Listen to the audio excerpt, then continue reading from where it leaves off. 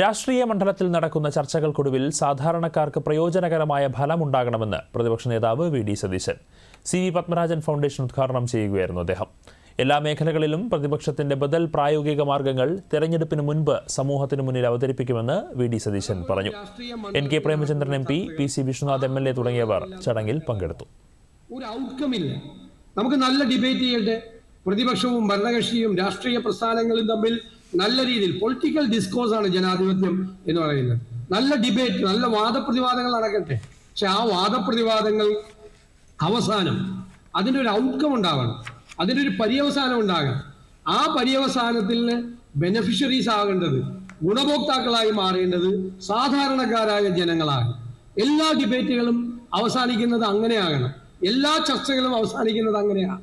അപ്പോൾ നമ്മൾ ശ്രദ്ധിക്കപ്പെടാതെ കിടക്കുന്ന വിഷയങ്ങൾ സമൂഹത്തിന്റെ മധ്യത്തിലേക്ക്, ഇപ്പോൾ നിയമസഭയിലാണ്